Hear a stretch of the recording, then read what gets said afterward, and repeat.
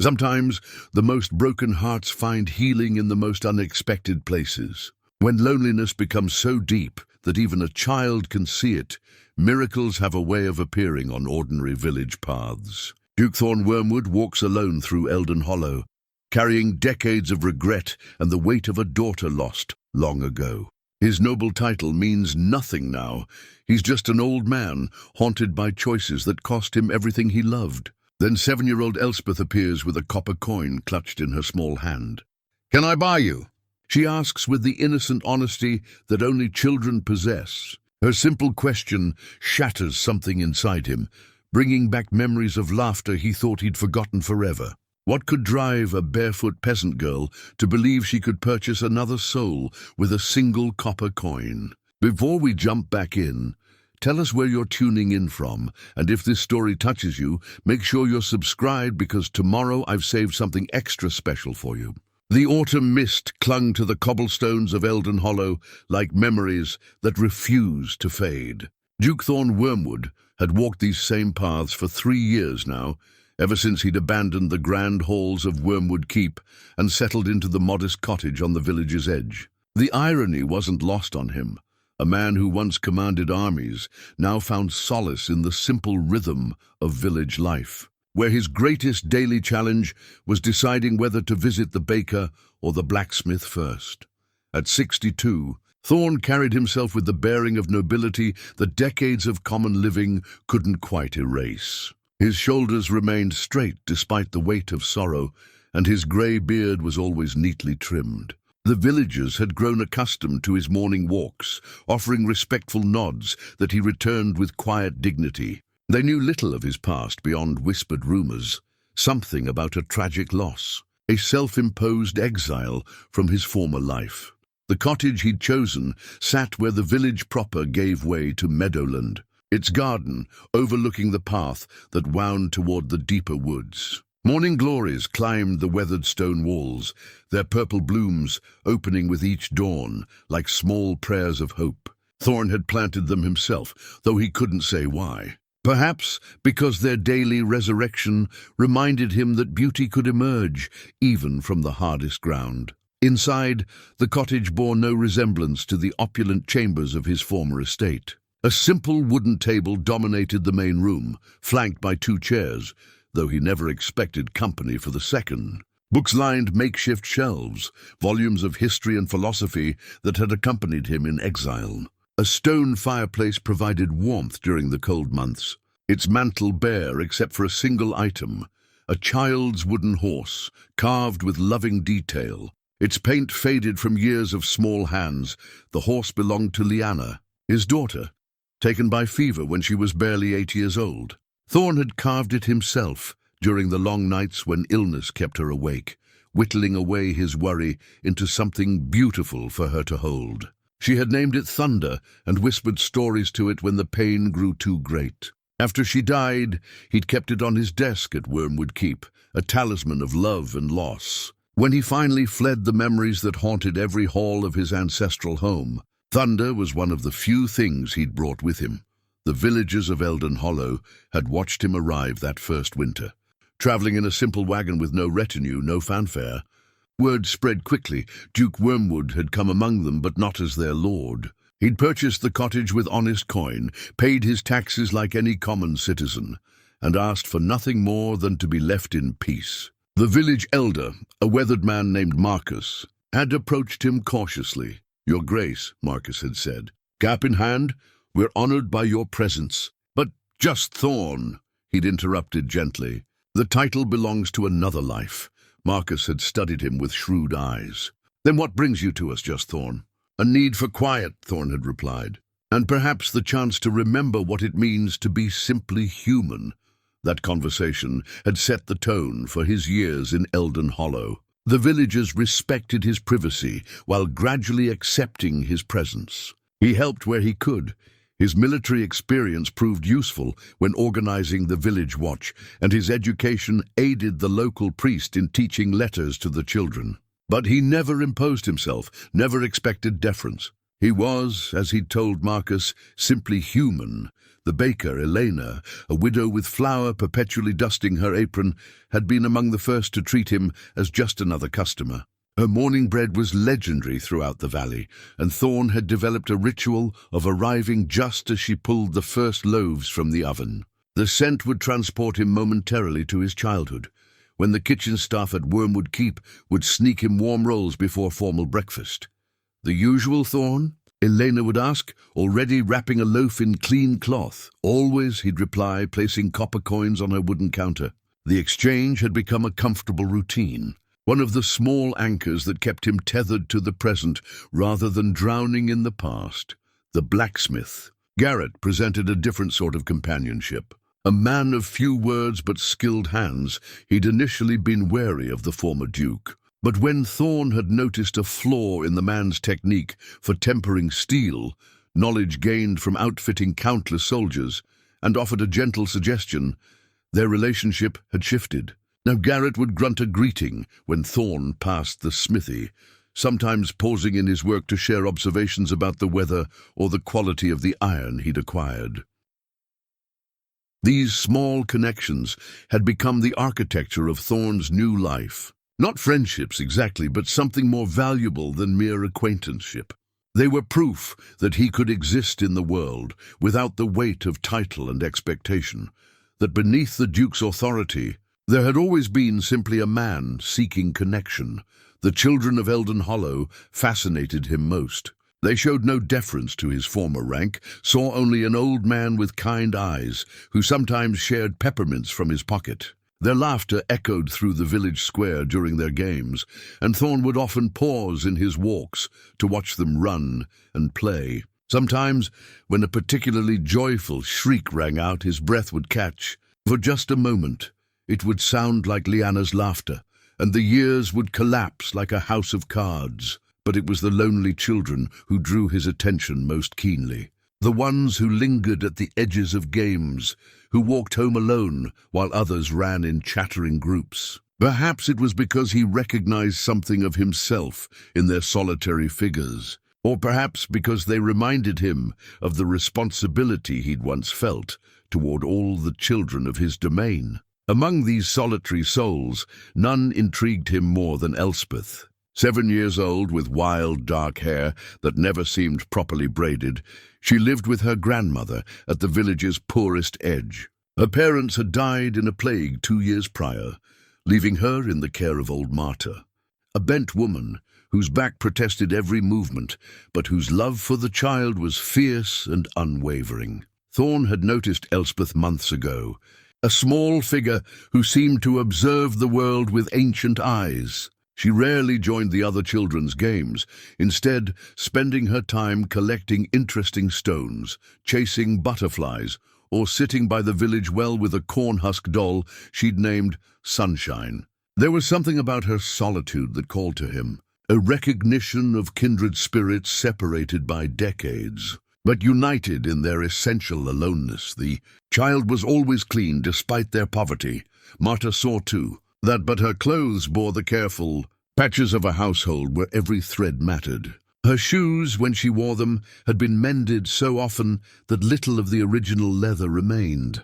More often she went barefoot, claiming she preferred to feel the earth beneath her feet. Thorne suspected the truth was more practical than poetic, but he admired her ability to make privation sound like choice. He'd never spoken to Elspeth directly, though their paths crossed regularly. She would nod solemnly when he passed, a greeting he always returned with equal gravity. Sometimes he caught her staring at him with that peculiar intensity children possessed, as if she were trying to solve some complex puzzle. He wondered what she saw when she looked at him. Just another village resident, or something more?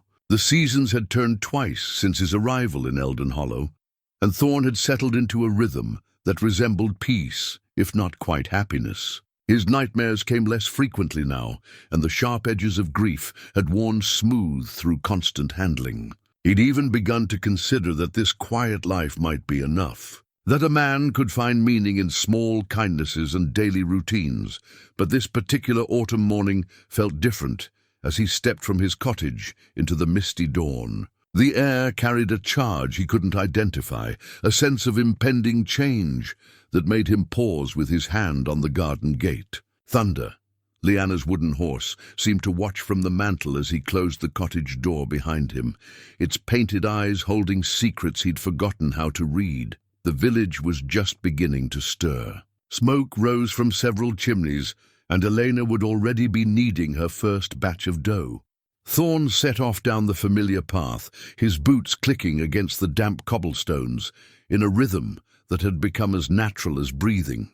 He didn't know that this morning would shatter the careful peace he'd constructed. Didn't realize that a small girl with a copper coin was about to ask him a question that would change everything. Behind him, thunder caught the morning light streaming through the cottage window, its carved features seeming to shift in the golden glow. The wooden horse had waited 3 years for this moment, impatient as only the treasures of lost children can be, ready to bridge the gap between a man's buried heart and the healing that waited just around the corner. As Thorne walked toward his destiny in the form of a barefoot child, the morning mist began to lift, revealing the world with startling clarity.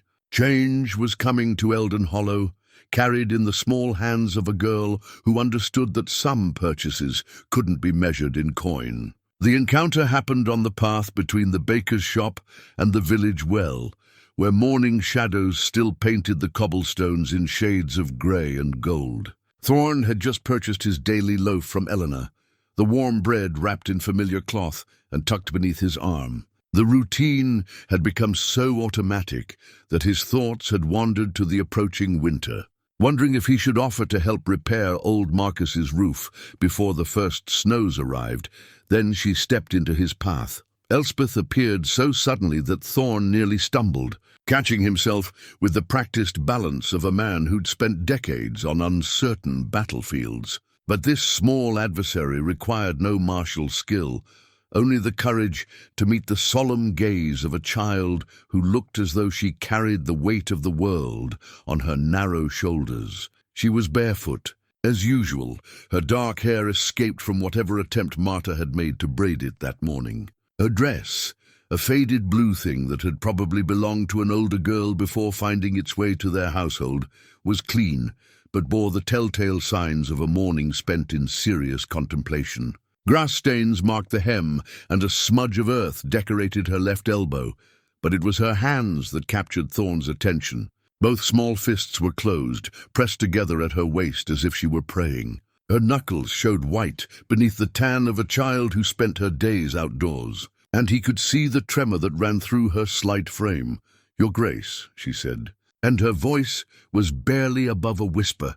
Thorne knelt slowly, bringing himself to her eye level. The movement sent a familiar ache through his knees, a reminder of years and battles and the simple passage of time. "Just Thorne, little one. What troubles you this morning?" Elspeth glanced around the empty lane, as if checking for witnesses to whatever transaction she had in mind. Then, with the solemnity of a merchant presenting her finest wares, she opened her hands. A single copper coin lay in her palm, warm from her grip, and polished to a dull shine by countless nervous rubbings. It was the sort of coin that might buy a sweet roll from Elena's shop, or perhaps a ribbon from the peddler who visited on market days. To a child of 7 from the poorest household in Elden Hollow, it represented significant wealth. "Can I buy you?" she asked. The words hit Thorne like a physical blow. He rocked back on his heels, the warm bread forgotten beneath his arm, his entire being focused on the earnest face before him. The question was so unexpected, so innocently profound, that for a moment he couldn't find words. He began, then stopped. The standard responses, amusement, gentle correction, adult condescension, all felt wrong in the face of her absolute seriousness. This wasn't a child's game or a misunderstanding of how the world worked. This was something deeper, more desperate. "Why would you want to buy me, Elspeth?" Her name slipped out naturally, though he couldn't remember anyone ever introducing them formally. In a village the size of Elden Hollow, everyone knew everyone, even if they'd never spoken directly. The use of her name seemed to encourage her. She stepped closer, close enough that he could smell the soap Marta used to wash her hair and see the gold flecks in her brown eyes. "Because," she said, as if it should be obvious, "you're always alone. And I'm always alone. And Grandmother Marta says that when you're alone too much, your heart gets smaller until it disappears entirely." The simple logic of it took his breath away. Here was a child who had identified the central problem of his existence, their shared existence, and proposed a solution with the devastating clarity that only innocence could provide. "I see," Thorne managed, though he wasn't sure he saw anything clearly anymore. "And you think this coin would be sufficient payment?" Elspeth nodded gravely. "It's all I have. I've been saving it since the harvest festival, when the juggler gave it to me for helping him find his lost ball. I was going to buy honey cakes at the winter market, but—" She paused, biting her lower lip. "But honey cakes only last until you eat them. A person lasts much longer." Thorne felt something crack inside his chest, a fissure in the careful walls he'd built around his heart. This child had sacrificed her greatest treasure, her only treasure, for the chance at companionship. The gesture was so pure, so utterly without guile, that it left him defenseless against emotions he'd spent 3 years trying to forget. Memories of Lyanna flooded back, not the painful ones of her final days, but the golden recollections of her laughter, her questions, her absolute faith that her father could solve any problem the world presented. How many times had she approached him with similar gravity, convinced that her small offerings could purchase the impossible? "I cannot accept your coin," he said finally, his voice rougher than he intended. Elspeth's face crumpled slightly, but she didn't cry. Instead, she nodded with the resignation of someone far too familiar with disappointment. "I understand. I'm not enough copper." "No," Thorne said quickly, reaching out to still her hands as she began to close them around the coin again. "No, child. It's not about the amount." His larger hands engulfed her smaller ones, and he was struck by how fragile she felt, how precious. When had he last touched another person with gentleness? When had anyone looked at him with such trust and hope? "The thing is," he continued, surprised to hear his own voice growing steady, "friendship cannot be purchased. It can only be given freely, one heart to another." Elspeth tilted her head, considering this with the seriousness she brought to everything. "Then you won't be my friend because I tried to buy you?" "Oh, my dear child," Thorne whispered, and now his voice did break slightly. "I would be honored to be your friend, but not because of any payment. Because you asked and because—" He paused, searching for words that would make sense to a 7-year-old while still being true. "Because sometimes two lonely hearts recognize each other, and that recognition is the beginning of healing." The transformation in Elspeth's face was like watching the sun emerge from behind storm clouds. Her smile started small, uncertain, then grew until it seemed to light up the entire lane. She threw her arms around his neck with the uninhibited affection that only children possessed. And Thorne found himself holding her close, breathing in the scent of childhood and possibility. "Does this mean I can visit you?" she asked into his shoulder. "Grandmother Marta says I mustn't bother the quality folk, but if we're friends—" "We are friends," Thorne confirmed, pulling back to meet her eyes again. "And friends visit each other, though perhaps we should ask your grandmother's permission first." Elspeth nodded eagerly. "She'll say yes. She worries that I don't have enough friends my own age, but she'll understand that you're different." Different. Yes, Thorne supposed he was different now. The man who had walked this path an hour ago, content in his solitude, resigned to his exile, was gone. In his place sat someone who had just made a promise to a child, someone who had allowed hope to crack the ice around his heart. As they walked together toward Marta's cottage, Elspeth chattering about her corn-husk doll and the interesting rocks she'd found by the stream, Thorne marveled at how quickly the world could change. One question, asked with perfect innocence by a lonely child, had shattered 3 years of careful isolation. The copper coin remained in Elspeth's pocket, no longer payment for an impossible purchase, but a reminder of the courage it took to reach out to another soul. And in Thorne's chest Something that had been frozen began, very slowly, to thaw. The morning mist continued to lift around them, revealing a world that looked somehow brighter than it had just moments before. Marta's cottage squatted at the village's edge like a tired old woman catching her breath. The thatch roof sagged in places, and the wooden shutters hung slightly askew, but flowers bloomed defiantly in window boxes. And the small garden showed signs of loving care, despite the poverty that shadowed every corner. Thorne felt his nervousness increase with each step toward the weathered door. How did one explain to a protective grandmother that a former duke had just agreed to befriend her orphaned granddaughter? The situation required delicacy, especially when that duke carried his own shadows and had spent 3 years avoiding exactly this kind of complication. Elspeth skipped ahead, her earlier solemnity replaced by the irrepressible energy of a child whose greatest wish had just been granted. She pushed open the door without ceremony, calling out, "Grandmother Marta!" "I have wonderful news." The cottage's interior was dim after the morning sunlight, but Thorne's eyes adjusted quickly to reveal a space that was humble yet welcoming. A fire crackled in the small hearth, and the scent of herb tea filled the air. Dried plants hung from the low rafters, lavender, sage, and other healing herbs that Marta gathered and sold to supplement their meager income. Marta herself emerged from the back room, wiping flour-dusted hands on her apron. She was smaller than Thorne remembered from their occasional encounters at the market, her back curved with age and hard work. Her hair, white as fresh snow, was pulled back in a simple bun, and her eyes, the same warm brown as her granddaughter's, held a sharpness that spoke of a mind undimmed by years. Those eyes widened when they fell upon Thorne, standing in her doorway. "Your Grace," she said, executing a careful curtsy despite her bent frame. "Please," Thorne said gently, removing his hat. "Just Thorne.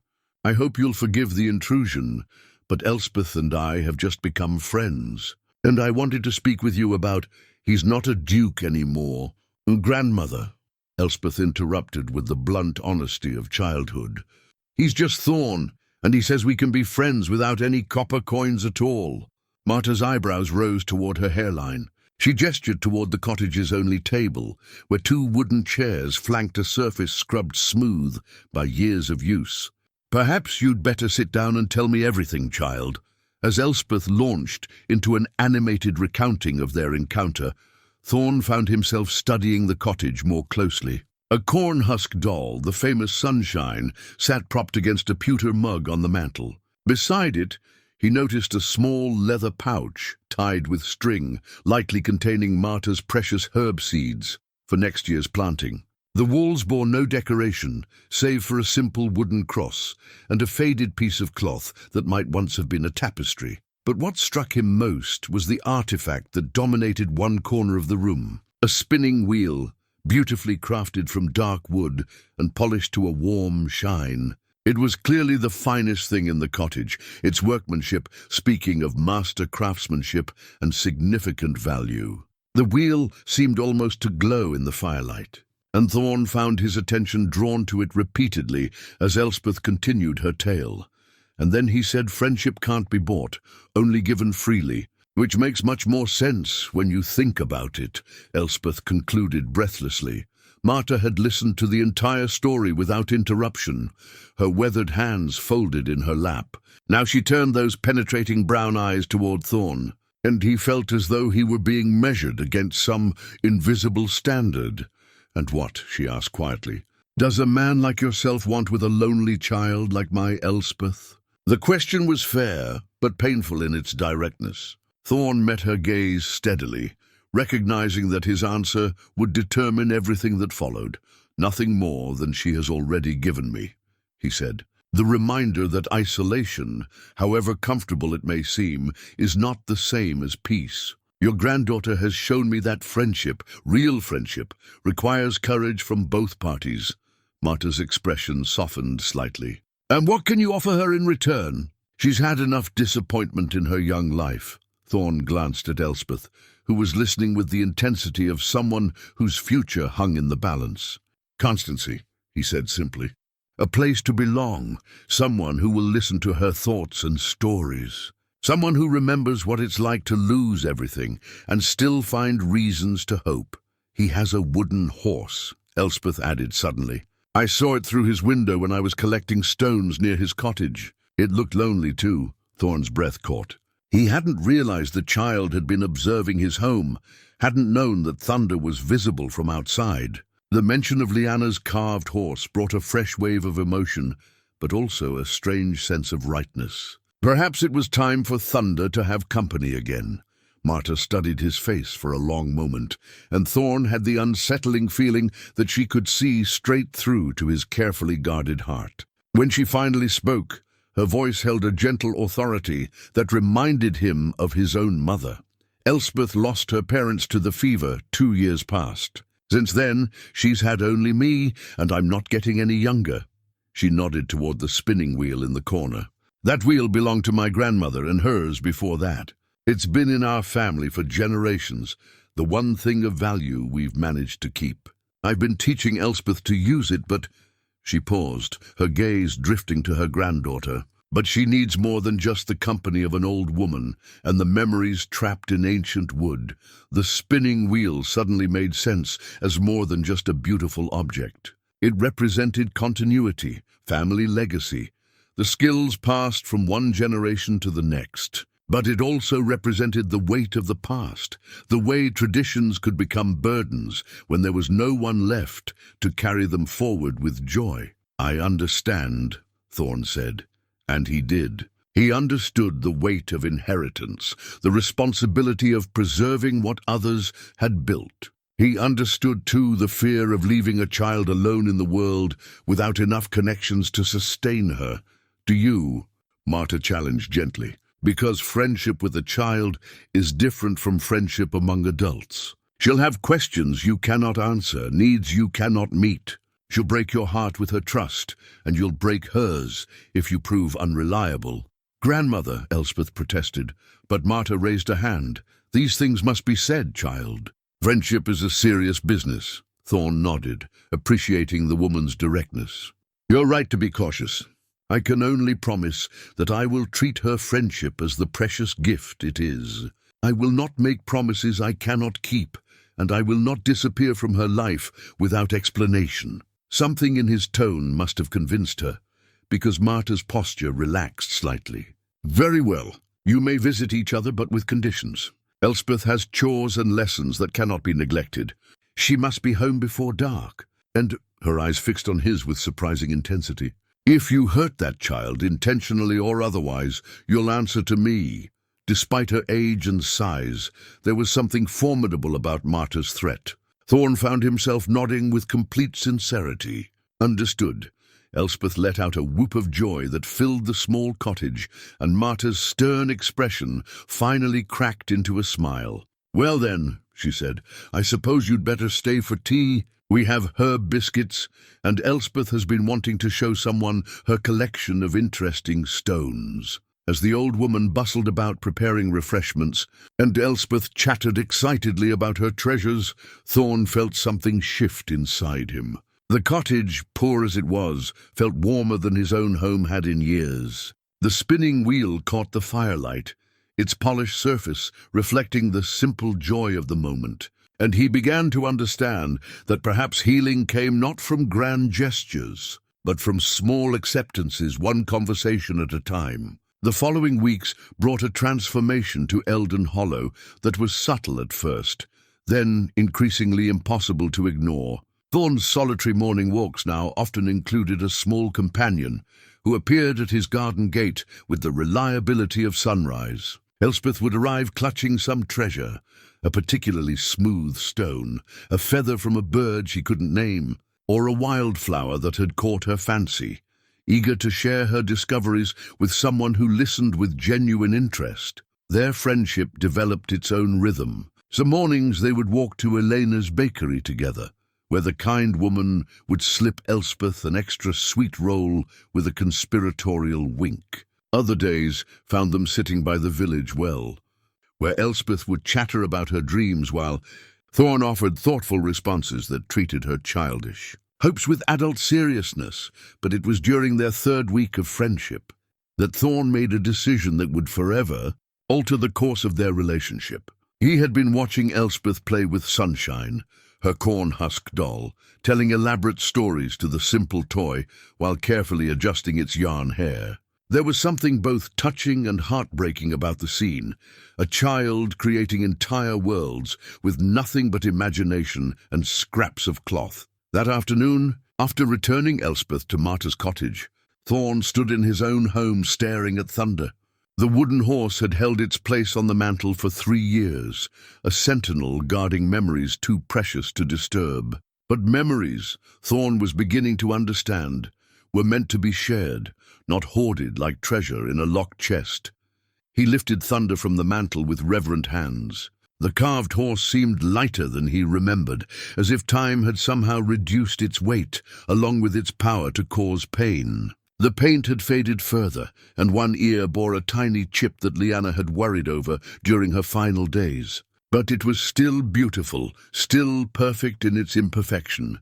The next morning, when Elspeth appeared at his gate with her usual bright smile, Thorne was waiting with Thunder cradled in his hands. "I have something for you," he said.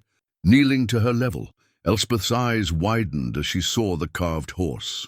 Her small hands reached out instinctively, then paused. "It's beautiful," she whispered, "but it looks very special. Are you certain you want to give it away?" The question revealed a wisdom beyond her years, an understanding that some gifts came with weight attached. Thorne felt his throat tighten with emotion. "This belonged to my daughter," he said quietly. "Her name was Lyanna, and she would have been about your age now if—" He paused, gathering himself. "She died when she was 8 years old, many years ago. This was her favorite toy." Elspeth's expression grew solemn. She understood death, had lived with its shadow since losing her parents. "Then why are you giving it to me?" "Because," Thorne said, surprised by the steadiness of his own voice, "she would have wanted it to be loved again. Toys are meant to bring joy, not gather dust on a shelf. And I think," he swallowed hard, "I think she would have liked you very much." With infinite care, Elspeth accepted Thunder into her hands. The wooden horse seemed to come alive again, in her gentle grip, its painted eyes catching the morning light. She studied it with the intensity she brought to all her treasures, noting every detail of its craftsmanship. What was her favorite game? Elspeth asked. She liked to pretend Thunder could fly, Thorne said, remembering.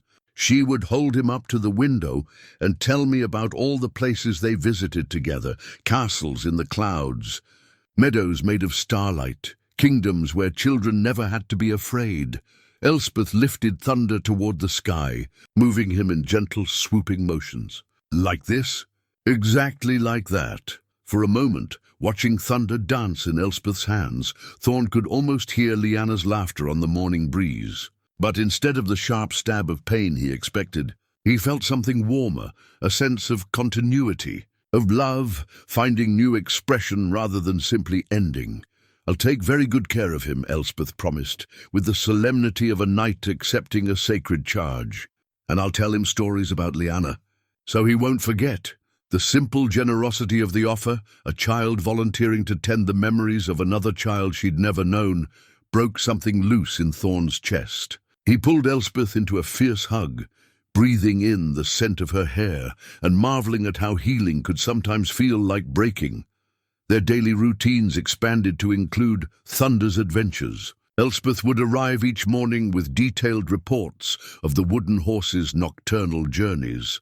Tales so vivid and imaginative that Thorne found himself wondering if perhaps toys did come alive in the hands of children who truly believed. She had given Thunder a voice, brave and kind, with just a hint of mischief, and through her stories, Lyanna's memory took on new life. But the gift of Thunder also brought unexpected challenges. Other children in the village began to notice Elspeth's beautiful new toy, and their curiosity sparked uncomfortable questions. Where had she gotten such a fine thing? Why was the strange man who lived alone giving presents to little girls? The whispers were quiet but persistent, and Thorne caught fragments of conversations that made his stomach clench with worry. Marcus, the village elder, approached him one afternoon as he sat reading by the well. The old man's expression was carefully neutral, but Thorne could sense the concern beneath his diplomatic manner.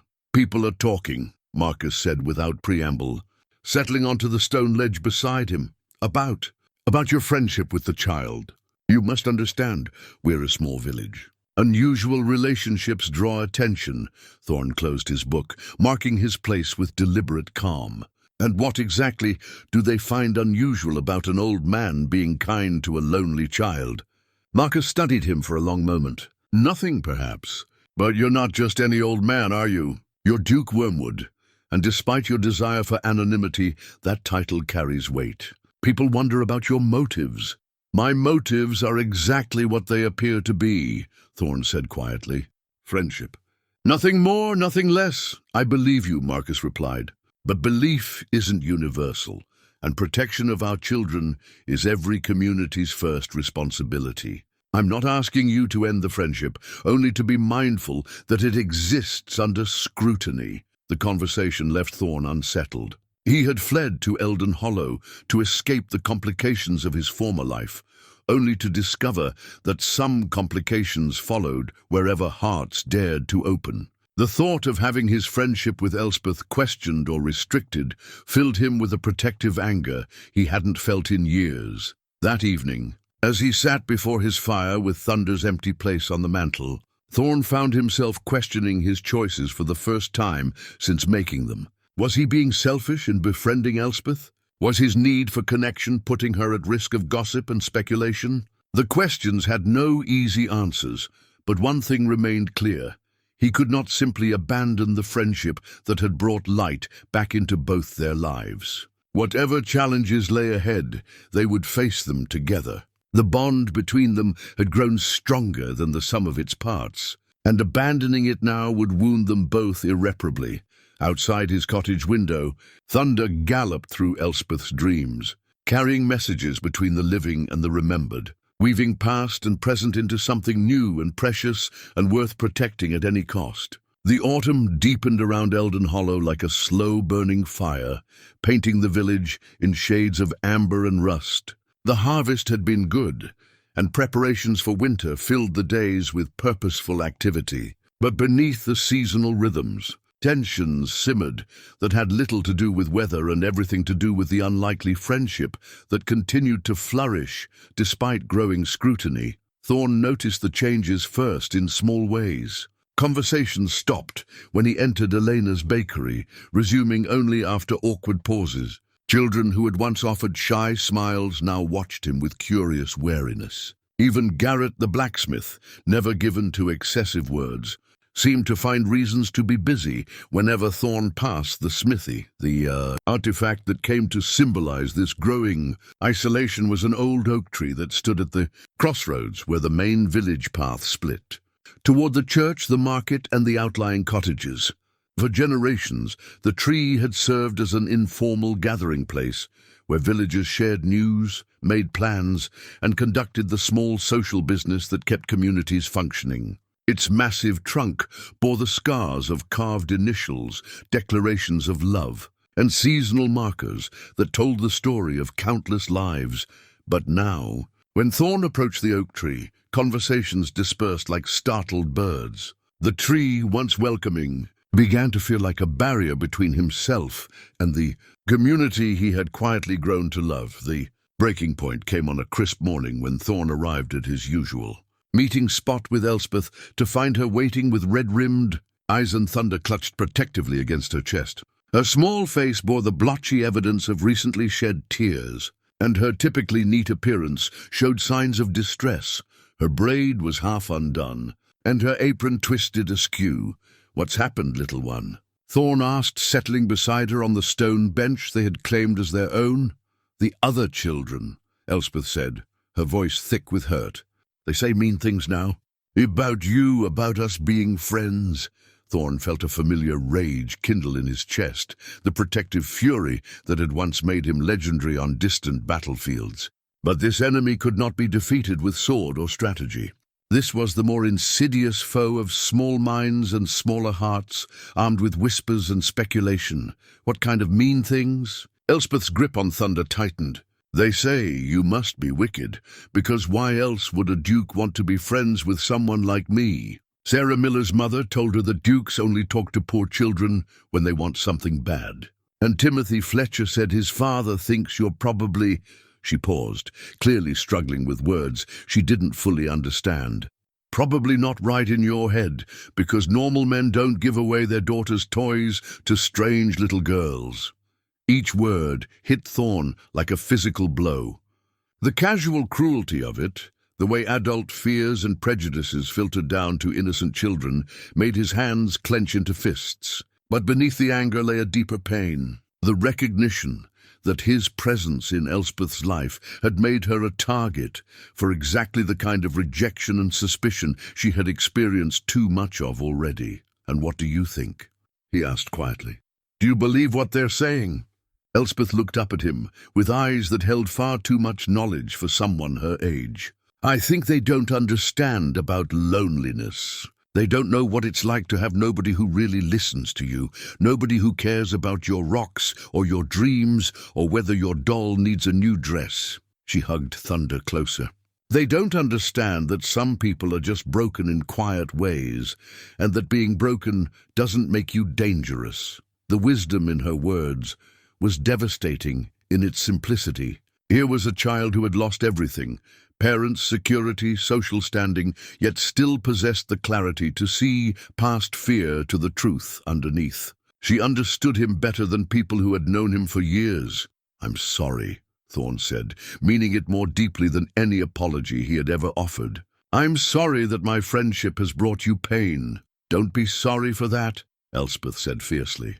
"Be sorry that people are so afraid of different that they'd rather hurt children than try to understand." She paused, considering her own words. "Grandmother Marta says fear makes people cruel, but it also makes them stupid. She says stupid cruel is the worst kind, because at least smart cruel can be reasoned with." Despite everything, Thorne found himself smiling. "Your grandmother is a wise woman. She also says," Elspeth continued with the air of someone delivering particularly important intelligence, "that if we let other people's fear decide how we live, we might as well be dead already. So I'm not going to stop being your friend just because some people don't like it." The fierce loyalty in her declaration made Thorne's throat tight with emotion. This small girl, who had every reason to choose the easier path of conformity, was instead choosing to stand by their friendship despite the social cost. The courage required for such a choice humbled him.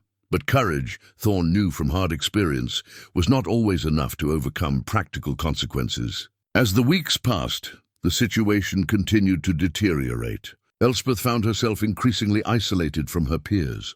Invitations to play stopped coming.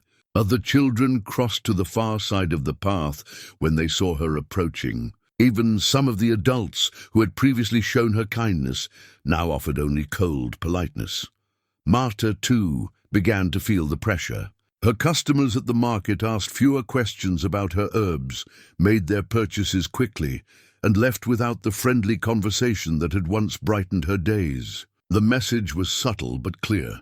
Association with the strange friendship between the former duke and the orphan child carried a social price. The oak tree at the crossroads became a daily reminder of their growing isolation. Where once it had witnessed generations of community connection, it now stood as a silent monument to fear and misunderstanding.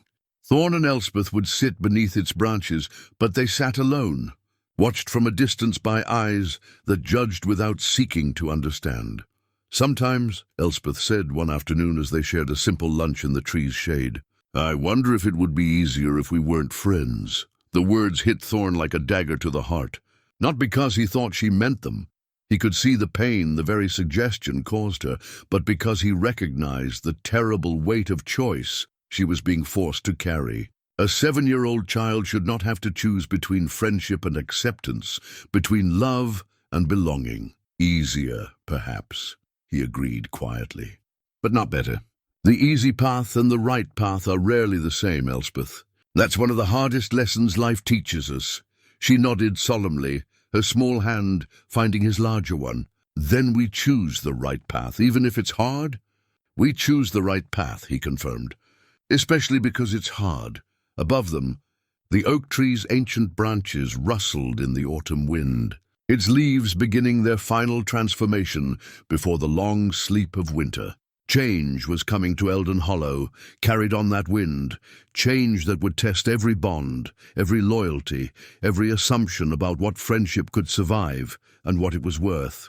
The first frost came early that year, silvering the village paths and turning puddles into mirrors that reflected a world grown cold and brittle. Thorne woke to find ice flowers blooming across his cottage windows, delicate patterns that spoke of beauty persisting even in harsh conditions. But the metaphor felt hollow when he considered how harsh conditions were affecting the two people who mattered most to him. Elspeth's visits had become less frequent, not from any diminishing of affection, but from the practical pressures that surrounded her daily life. Marta had grown protective in ways that went beyond normal grandmotherly concern, keeping the child closer to home and finding reasons to occupy her time with household tasks that left little opportunity for friendship.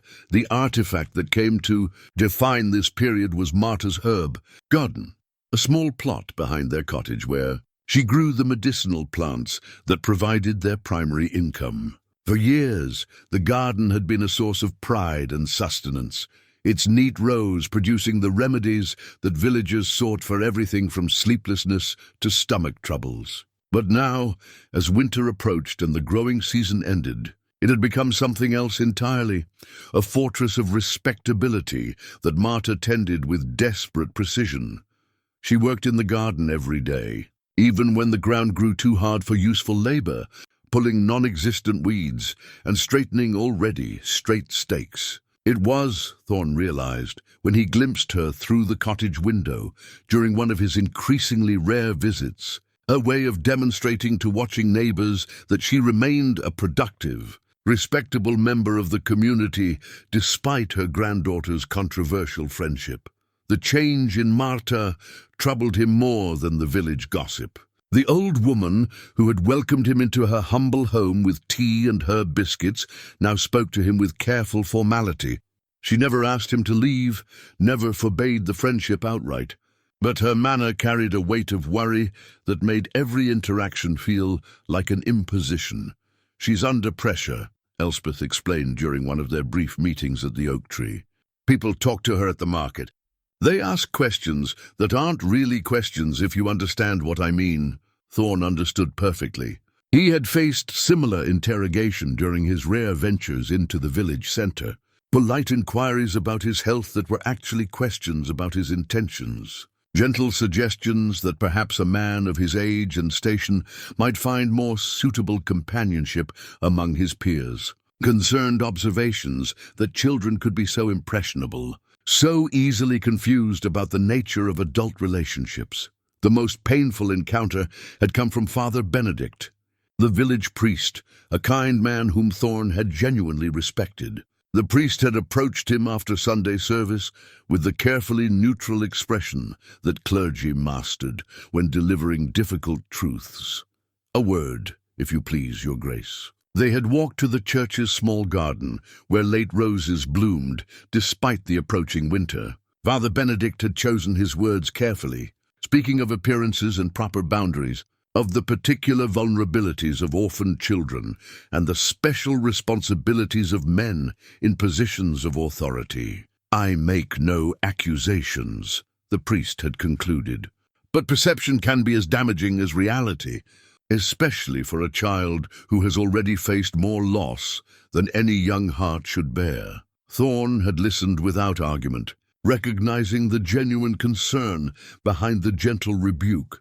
But the conversation had left him feeling hollow, forced to defend something that should have needed no defense, the simple gift of friendship freely given and gratefully received. Now, standing beneath the oak tree on this frost-bright morning, he watched Elspeth play with thunder and marveled at how complicated the adult world could make something so fundamentally innocent. The wooden horse galloped through her imagination with undiminished enthusiasm, carrying stories between the living and the remembered, just as it always had.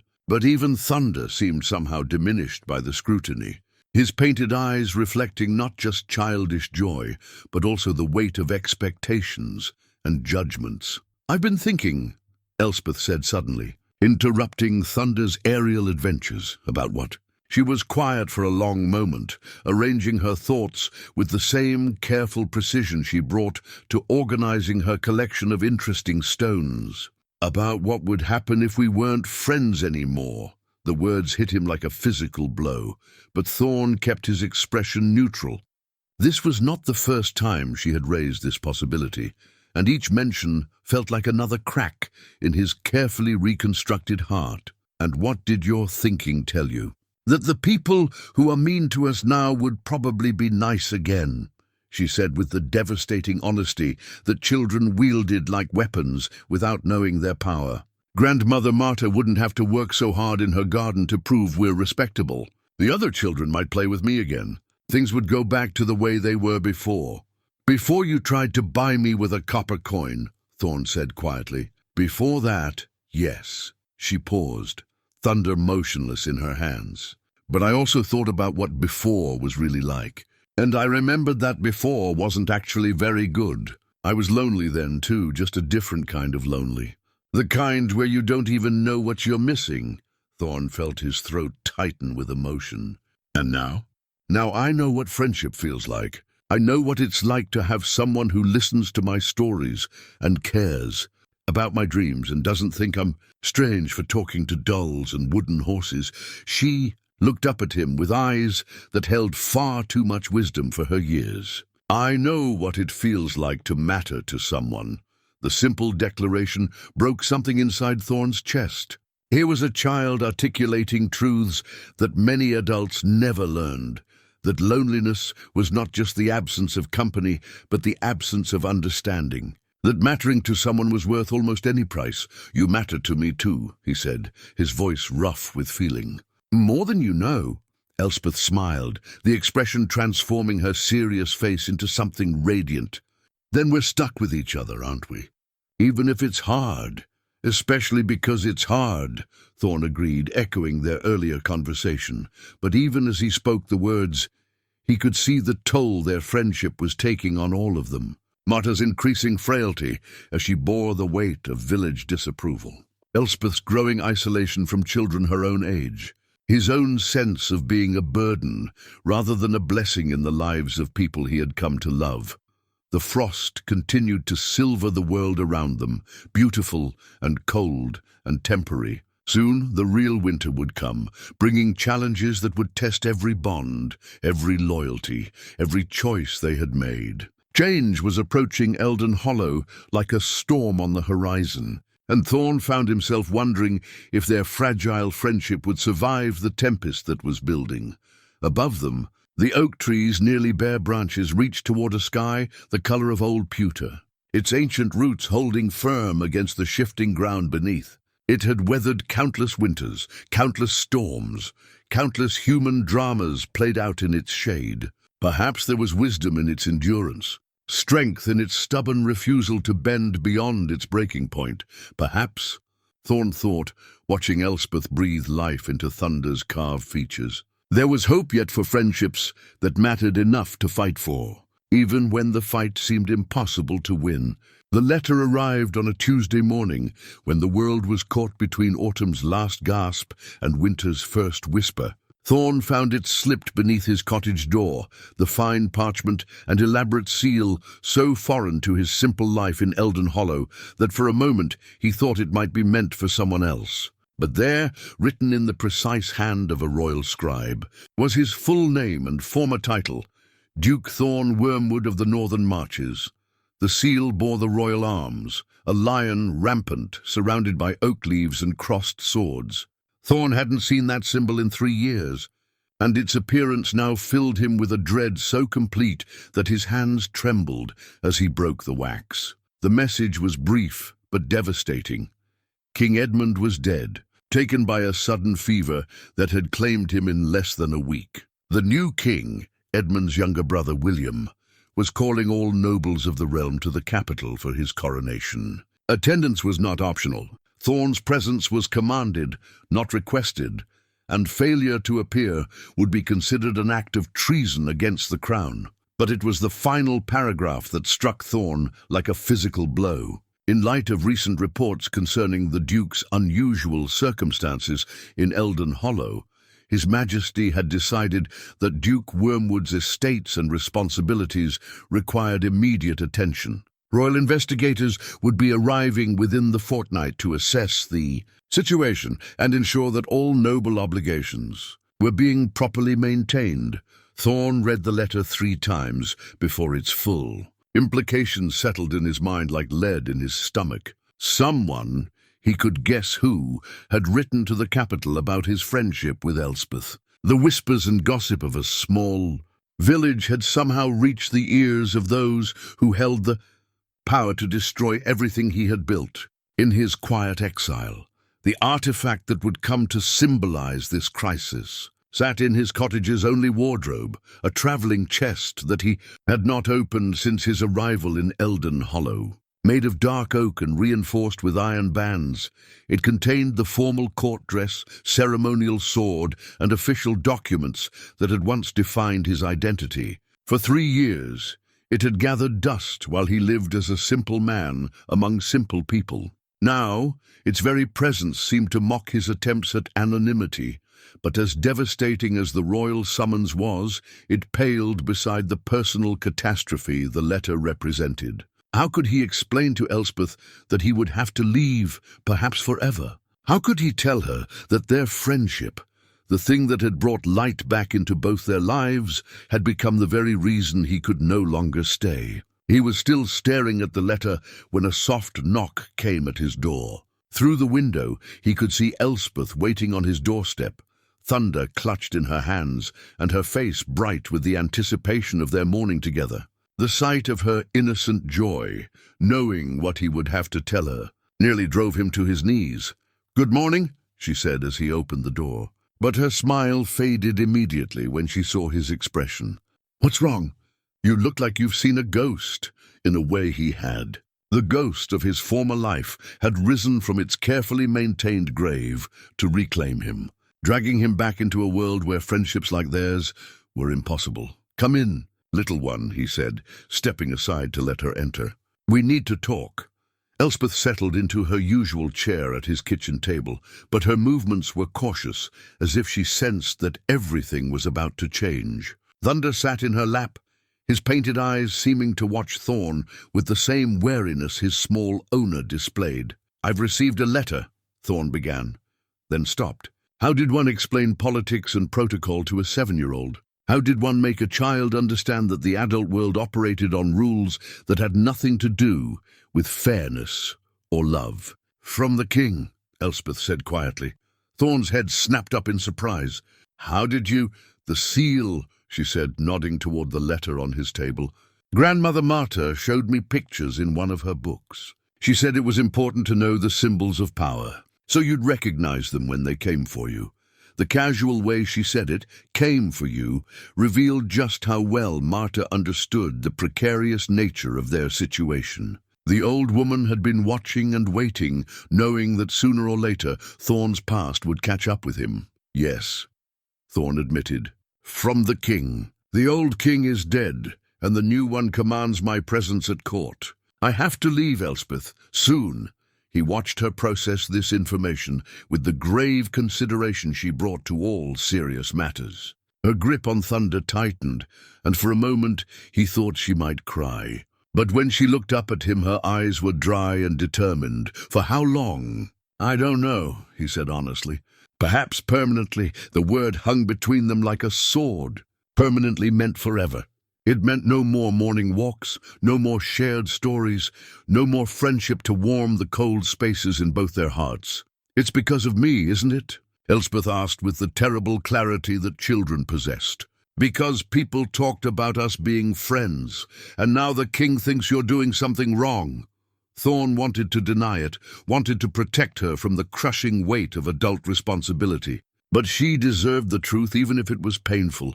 "Yes," he said simply. "People wrote letters, made reports. The king wants to investigate." Elspeth was quiet for a long time, her small hands stroking Thunder's carved mane with mechanical precision. When she finally spoke, her voice was smaller than usual but steady. "If you go away, will it keep you safe? Will the king leave you alone?" "I think so, yes. And if you stay, will you be in trouble?" "Real trouble, the kind that hurts people?" Thorne's throat tightened. "Yes, little one. That kind of trouble." She nodded slowly, as if confirming something she had already suspected. "Then you have to go, even though it will make us both sad. You have to go because staying would make everything worse." The wisdom in her words, the way she could see past her own pain to the larger consequences, humbled him completely. Here was a child who had already lost everyone she loved, now choosing to let him go rather than risk bringing danger to his door. "I'm sorry," he whispered. "I'm so very sorry that our friendship has caused this." "Don't be sorry for our friendship," Elspeth said fiercely, echoing her earlier words. "Be sorry that people are too small to understand something beautiful when they see it." She stood up from her chair with the dignity of someone far older than her years. Thunder held carefully against her chest. "Will you say goodbye before you leave? Really say goodbye, not just disappear in the night like people sometimes do?" "I promise," Thorne said, meaning it with every fiber of his being. "Good." She moved toward the door, then paused. "And Thorne, when you're far away at the king's court, will you remember that you have a friend in Elden Hollow who thinks you're the best person she ever knew?" The question broke his heart and mended it simultaneously. "Every day," he promised. "Every single day." After she left, Thorne sat alone in his cottage, staring at the royal letter that had shattered his carefully constructed peace. Outside, the first snow of winter began to fall, covering the village in a blanket of white that made everything look clean and new. But inside, he felt the weight of endings settling on his shoulders like a cloak made of lead. The traveling chest in his wardrobe seemed to call to him, demanding acknowledgement of the life he had tried to leave behind. Soon he would have to open it, would have to transform himself back into Duke Wyrmwood and leave simple Thorne buried in the snow of Elden Hollow.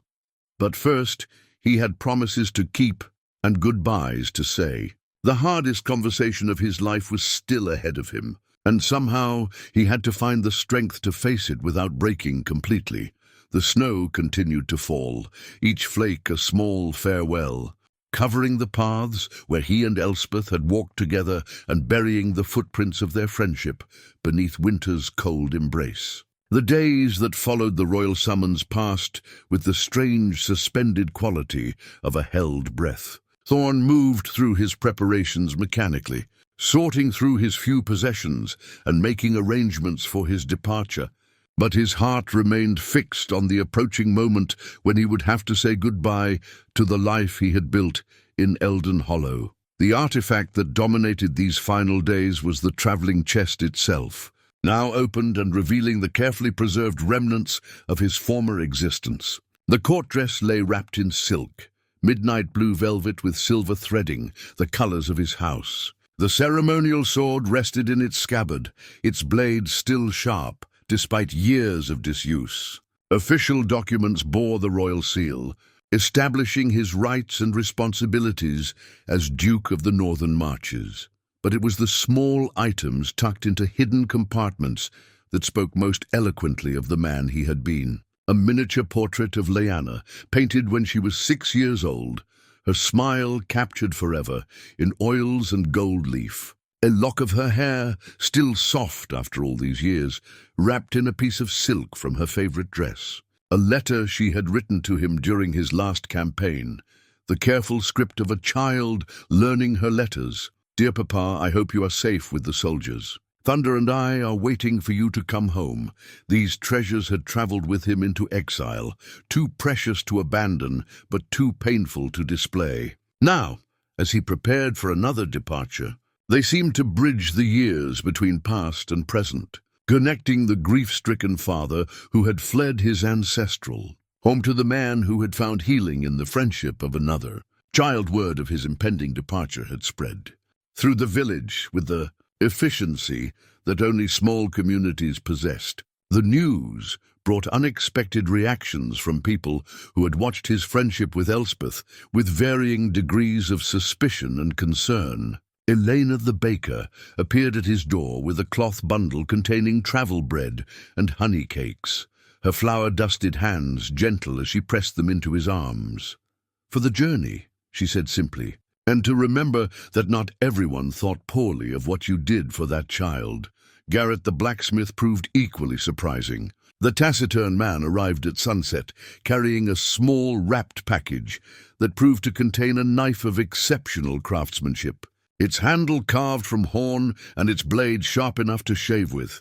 "A man traveling the king's roads needs good steel," Garrett said, avoiding Thorne's eyes. "That blade will serve you well, whatever comes." Even Father Benedict made an appearance, arriving after evening prayers with an expression of genuine regret. The priest's earlier concerns about propriety seemed forgotten in the face of actual departure. "I spoke harshly before," Father Benedict admitted. "Perhaps because I saw in your friendship with the child something I had forgotten about faith, that love needs no justification beyond its own existence. You reminded me why Christ told us to suffer the little children to come unto him." These gestures of reconciliation warmed Thorne's heart, even as they intensified his regret about leaving. How many of these people might have offered understanding rather than suspicion if he had approached them directly, if he had trusted in their fundamental decency rather than assuming the worst. But it was Marta's visit that affected him most profoundly. The old woman arrived on his final afternoon in Elden Hollow, moving slowly up the path to his cottage with the careful steps of someone whose back protested every movement. She carried herself with a dignity that made her poverty irrelevant, and her eyes held a sadness that spoke of too many goodbyes in a long life. "May I come in?" she asked, and there was something in her tone that suggested this was more than a social call. Thorne welcomed her into his cottage, noting how small and bare it looked with most of his possessions packed away. They sat at his kitchen table, the same table where he had shared tea with Elspeth countless times, and for a moment neither spoke. "She's handling this better than I expected," Marta said finally. "Better than I am, if I'm honest." "She's remarkable," Thorne agreed. "Stronger than most adults I've known." Marta's weathered hands folded in her lap, and Thorne noticed how thin she had become over the past weeks. The stress of defending their association had taken its toll on the old woman, carving new lines around her eyes and adding a tremor to her movements that hadn't been there before. "There's something I need to tell you," she said, her voice carrying the weight of long-held secrets. "About why Elspeth asked to buy you that morning." Thorne felt his breath catch. In all their conversations, neither he nor Elspeth had ever fully explored the motivation behind her extraordinary question. It had seemed sufficient to understand that loneliness had called to loneliness, that two isolated souls had recognized each other across the gulf of years and circumstance. She overheard a conversation, Marta continued, her gaze fixed on her hands. "The night before she approached you. I was talking to my sister, you don't know her, she lives in the next valley, about what would happen to Elspeth when I'm gone." The words hit Thorne like a physical blow. "When you're gone?" Marta's smile was gentle but infinitely sad. "I'm 73 years old, Thorne. My back grows worse each month and my hands shake more each day. I won't live forever, and when I die, Elspeth will have no one. The parish might find her a place, or perhaps one of the farming families would take her as a servant. But she would belong to no one, loved by no one." Thorne felt the full weight of understanding settle on his shoulders. Elspeth's question hadn't been the simple curiosity of a lonely child. It had been the desperate act of someone facing the ultimate abandonment, trying to purchase security with the only currency she possessed. She heard us talking about how some wealthy people buy indentures, apprenticeships and service contracts. In her child's mind, she thought if she could buy you, you might keep her when I was no longer able. Marta's voice broke slightly. She was trying to secure her own future with a copper coin. The revelation recontextualized everything, every conversation, every shared moment, every gesture of affection. Elspeth hadn't just been seeking friendship. She had been seeking survival. And he, in his self-absorbed grief, had been too blind to see the deeper currents of her need. "Why didn't you tell me this before?" he asked. "Because friendship freely given is more precious than security purchased," Marta replied. And because she did find something better than what she was looking for. She found love, the word hung between them. Simple and profound. Love. Not the desperate transaction a frightened child had attempted, but the genuine affection that had grown between them despite every obstacle the world had placed in their path. "But now you're leaving," Marta continued, "and she'll be alone again. Worse than alone, because now she knows what she's lost." Thorne closed his eyes, feeling the full weight of his impossible situation. Every choice seemed to lead to pain. Staying would bring royal investigation and potential ruin for all of them. But leaving would abandon Elspeth to face an uncertain future without the one person who had promised to be her friend. "What would you have me do?" he asked. "I cannot defy the king's command. I cannot stay without bringing disaster on all of us." Marta was quiet for a long moment, considering.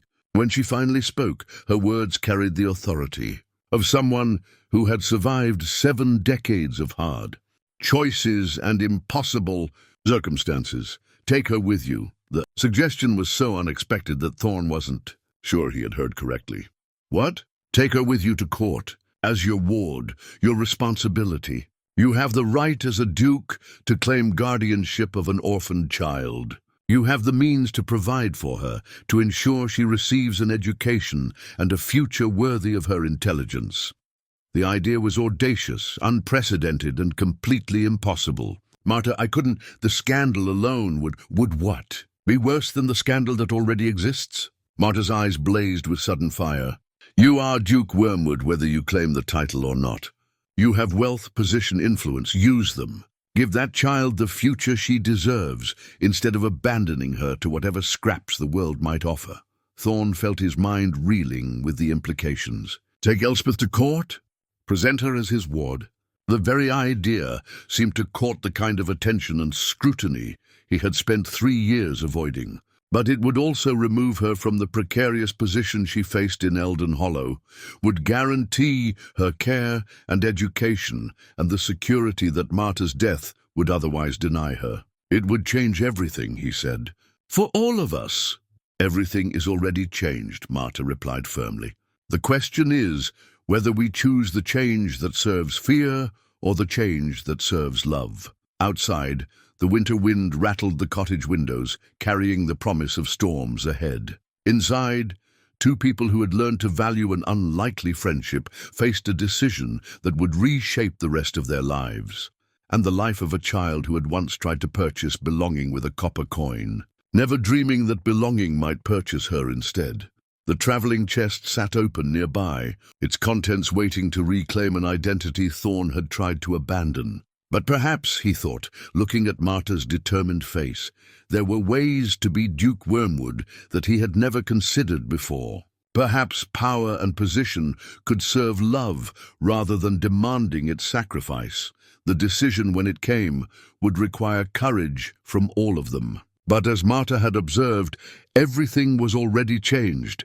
The only question now was what they would build from the ruins of their carefully ordered lives. The conversation with Elspeth came at dawn on the day of departure, when frost painted the world silver and the cottage felt suspended between night and morning. Thorne had barely slept, Marta's words echoing in his mind like a bell that would not stop ringing. Take her with you. The audacity of it, the impossibility, the rightness, all warred within him as he prepared for what might be the most important conversation of his life. Elspeth arrived precisely at sunrise, as if she had been waiting in the cold darkness for the acceptable hour to knock. She wore her best dress, the blue one with carefully mended sleeves, and her hair was braided with unusual precision. In her hands she carried thunder, but also something else, a small cloth bundle tied with string. I brought you something, she said without preamble, settling into her familiar chair at his kitchen table. For your journey. Thorne accepted the bundle with curious reverence, noting its light weight and the care with which it had been wrapped. Inside, he found a collection that spoke volumes about a child's understanding of what mattered. A smooth river stone for luck, a pressed flower from Marta's garden for remembrance, and a small piece of bark with her initials carved carefully into its surface. "So you won't forget us," she said simply. The gesture nearly undid him completely. Here was a child giving him treasures to remember a friendship that had already been more precious than anything in his traveling chest. But it also strengthened his resolve for the conversation that had to follow. "Elspeth," he began, then paused. "How did one ask a 7-year-old to overturn her entire world? What if you didn't have to stay behind?" Her head tilted with the bird-like attention she brought to puzzling statements. "What do you mean?" "I mean, what if you could come with me? Not as a visit, but as—" He searched for words that would make sense to her. "As my ward. My responsibility. My family."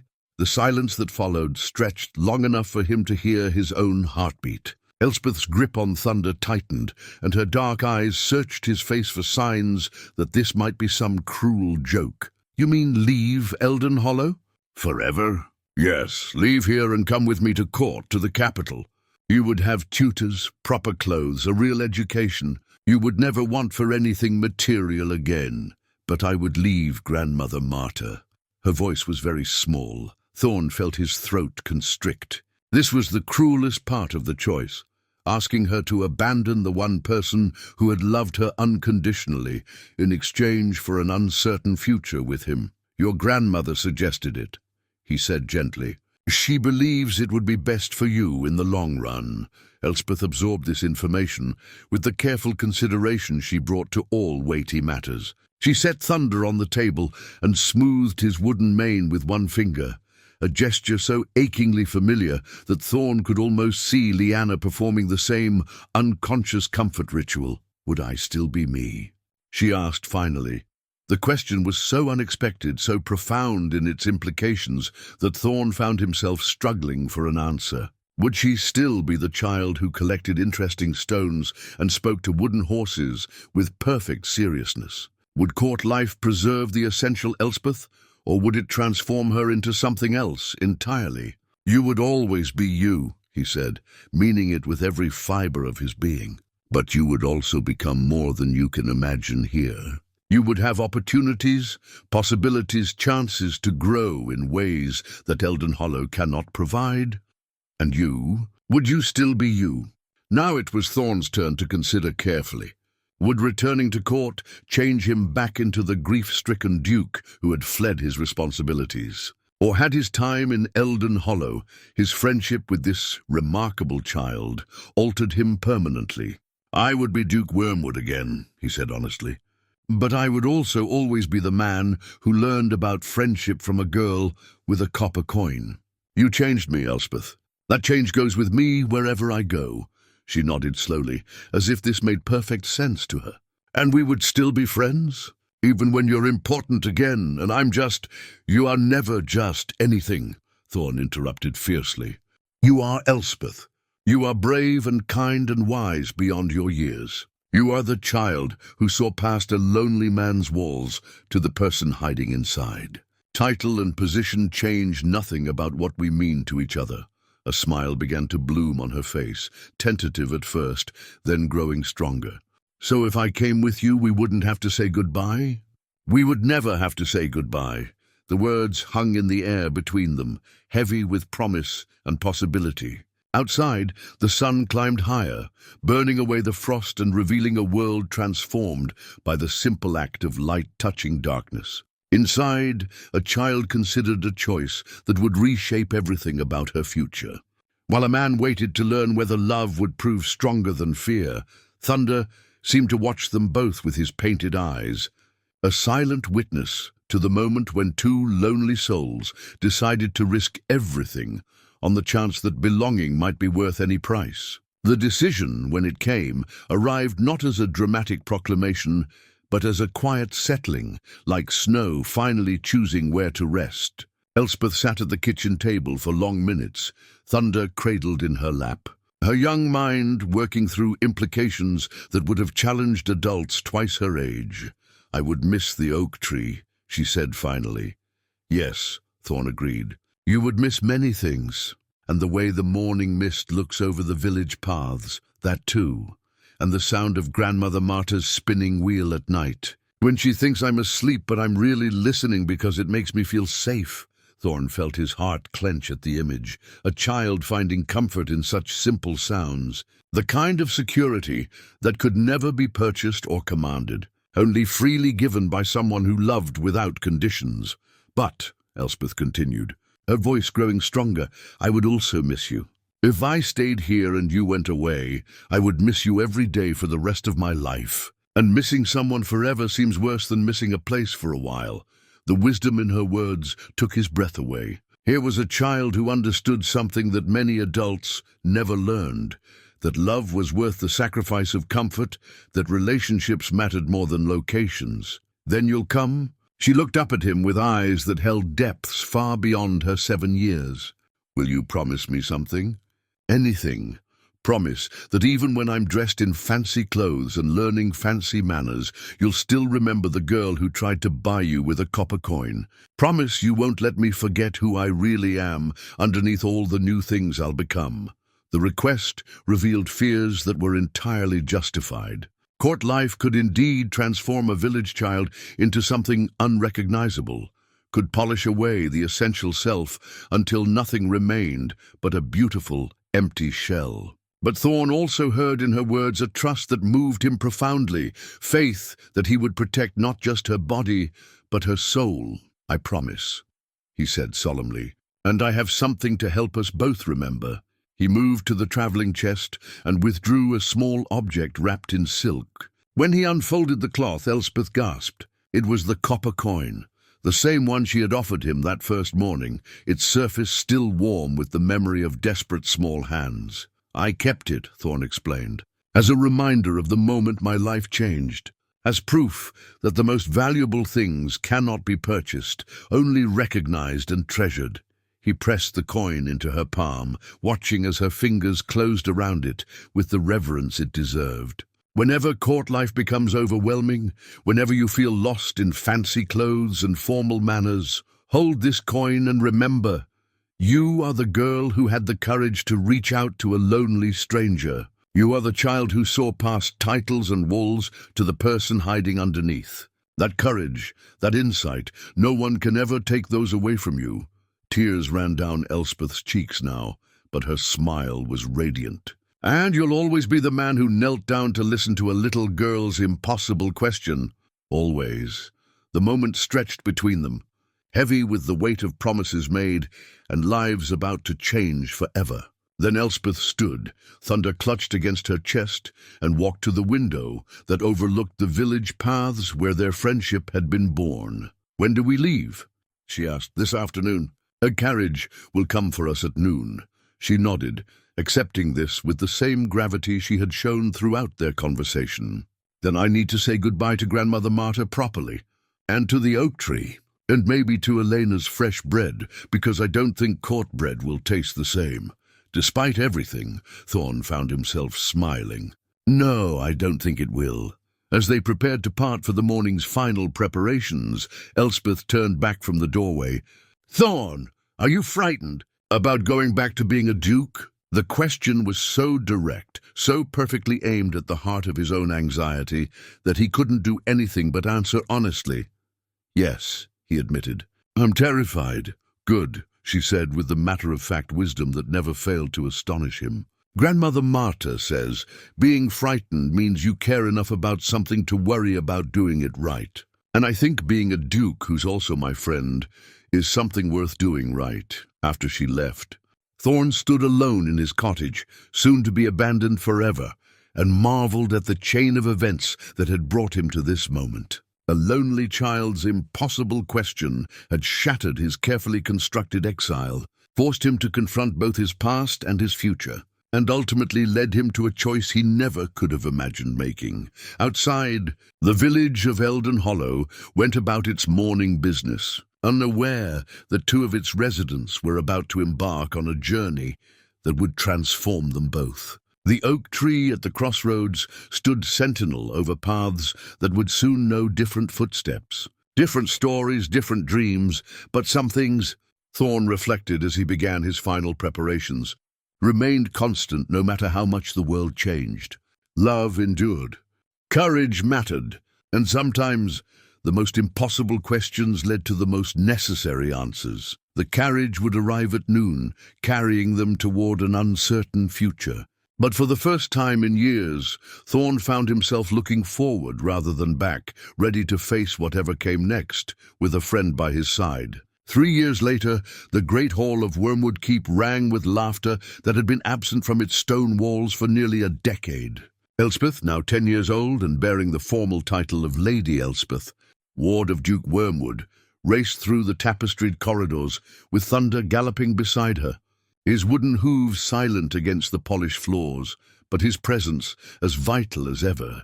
She had grown taller, her dark hair now tamed into fashionable braids, adorned with ribbons that spoke of her elevated station. Her dress was silk instead of patched cotton, her shoes crafted by the finest cobbler in the capital. But her eyes still held the same ancient wisdom, and her smile retained the power to transform any room she entered. The artifact that had come to define this new chapter of their lives sat in the place of honor on Thorne's desk. Not the copper coin, which Elspeth carried always in a silk pouch at her waist, but something far more precious. It was a letter, written in the careful script of a child who had received the finest education available, addressed to Grandmother Marta and filled with stories of court life, descriptions of her studies, and assurances that she remembered every lesson about herb gardens and spinning wheels, and the importance of staying true to one's essential self. The letter was one of dozens, a weekly correspondence that had never faltered despite the distance between the grand estate and the humble cottage in Elden Hollow. Marta's replies, written in the same careful hand, but showing the slight tremor of advancing age, occupied their own place of honor in Elspeth's chambers, proof that some connections transcended both geography and circumstance. Duke Thorne Wyrmwood, for he had indeed reclaimed his title and responsibilities, stood at his office window watching his ward chase autumn leaves in the estate gardens. The man who had once walked alone through village paths now presided over a household that buzzed with purposeful activity. The northern marches prospered under his renewed attention, their defenses strong and their people well cared for. But it was the sound of a child's laughter echoing through his ancestral home that marked the true measure of his transformation. The royal investigation that had seemed so threatening 3 years ago had proved to be nothing more than bureaucratic procedure. King William, upon meeting Elspeth and observing the obvious affection between guardian and ward, had declared the arrangement not only acceptable, but admirable. The realm benefits, he had said, when its nobles remember that power exists to protect the innocent, not merely to preserve itself. The scandal that the villagers of Elden Hollow had feared would destroy them all, had instead elevated them to a kind of fame. Elspeth's story, the orphaned child who had captured a duke's heart through simple honesty, had become legend at court. Nobles spoke admiringly of Thorne's wisdom in recognizing exceptional character regardless of birth, and several had followed his example by taking promising young people as their own wards. But success at court, gratifying as it was, paled beside the deeper satisfaction of watching Elspeth flourish in ways that her original circumstances never could have permitted. She studied languages and mathematics, history and philosophy, with tutors who marveled at her quick mind and insatiable curiosity. She rode horses that were living cousins to her beloved thunder, learned to dance with grace that spoke of natural elegance rather than mere instruction, and navigated the complex social requirements of her new station with an ease that amazed everyone who met her. Yet she remained, fundamentally, the child who had offered to purchase friendship with a copper coin. When younger children visited the estate with their parents, she sought them out with the same gentle attention Thorne had once shown her. When servants faced difficulties, she listened with the compassion of someone who had known both poverty and kindness. And when the great and powerful grew too impressed with their own importance, She possessed an uncanny ability to ask simple questions that cut straight to the heart of pretension. "She keeps us honest," Thorne had told the king during their most recent audience. "Children have a way of seeing through the elaborate justifications adults construct for their choices. They ask why, and they expect answers that make sense." Now, watching her tumble laughing into a pile of carefully raked leaves, while Thunder observed from his perch on a garden bench, Thorne marveled at the journey that had brought them both to this moment. The lonely duke, who had fled his responsibilities in grief, had become a man who understood that true strength lay not in isolation, but in connection. The desperate child who had tried to buy companionship had become a young lady whose friendship was sought by everyone who met her. A soft knock at his office door interrupted his reverie. "Enter," he called, expecting his secretary or perhaps one of the estate managers. Instead, Elspeth appeared in the doorway, leaves clinging to her silk dress and her cheeks flushed with exercise and joy. "Thorne," she said, using the informal address they had agreed would remain between them regardless of company or circumstance, "I've had a letter from Grandmother Marta." She approached his desk with the copper coin visible in her palm, a gesture that had become their private ritual whenever important news needed sharing. The coin caught the afternoon light, its surface worn smooth by 3 years of being held during moments of decision, uncertainty, or simple remembrance. "She says the village has a new family," Elspeth continued, settling into the chair that had been positioned specifically for these daily conversations. "A widow with 3 small children arrived just last week. They have very little, and the youngest, a boy of about 5, seems very lonely." Thorne saw where this was leading, and his heart swelled with pride at the compassion that continued to drive his ward's thinking. And I thought," Elspeth said with the careful diplomacy she had learned at court, but the genuine concern that had always been purely her own, "that perhaps we should visit Elden Hollow soon. To see Grandmother Marta, of course, but also to see if a lonely little boy might benefit from knowing that friendship comes in many forms," Thorne finished. Her smile was radiant. "Exactly." As they began planning their journey back to the village where their own unlikely friendship had begun, Thorne reflected on the truth that had taken him far too long to understand. Healing was not a destination, but a practice. Not something that happened once, but something that continued daily through small acts of courage and connection. Outside his window, autumn painted the world in shades of change and possibility.